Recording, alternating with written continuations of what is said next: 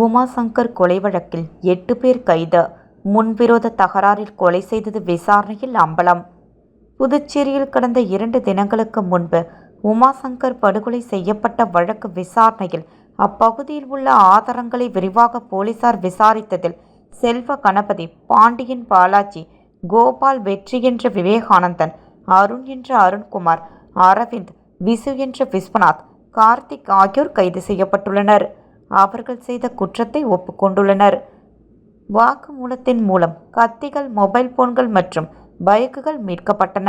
இந்த வழக்கில் குற்றம் சாட்டப்பட்ட கருணா, சஞ்சய் மற்றும் சூர்யா இன்னும் தலைமறைவாக உள்ளனர். அவர்கள் இன்னும் கைது செய்யப்படவில்லை. இதுவரை நடந்த விசாரணையில் இறந்த உமாசங்கருக்கும் குற்றம் சாட்டப்பட்ட கருணாகரனுக்கும் இடையே கடுமையான முன்விரோதம் இருப்பது தெரியவந்துள்ளது. ஏனெனில் இறந்த உமாசங்கர் அந்த பகுதியில் பார் திறப்பதற்கு ஆதரவாக செயல்பட்டார். ஆனால் குற்றம் சாட்டப்பட்ட கருணா என்ற இறந்த உமாசங்கரின் தந்தை ஏழுமலை என்ற காசிலிங்கம் கருணா மற்றும் அவரது ஆதரவாளர்களால் சாமிப்பிள்ளை தோட்டம் கிராமத்தில் உள்ள கோயில் பஞ்சாயத்தில் இருந்து நீக்கப்பட்டதால் அவர்களுக்கு இடையே மற்றொரு தகராறு ஏற்பட்டது.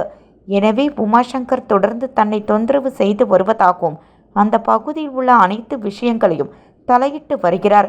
கருணா பழிவாங்கும் நோக்கில் தனது நண்பர்களின் உதவியுடன் உமாசங்கரை கொலை செய்ய சதித்திட்டம் தீட்டினார். அதன்படி கடந்த 26ஆம் தேதி உமாசங்கர் நின்று கொண்டு பிறந்தநாள் வாழ்த்து பேனரை அமைத்தபோது குற்றம் சாட்டப்பட்ட நபர்கள் அவரையும் அவரது நண்பரையும் நீண்ட கத்திகளால் தாக்கி அவரது முகம், தலை மற்றும் கையில் பல வெட்டு காயங்களை ஏற்படுத்தி கொலை செய்தனர்.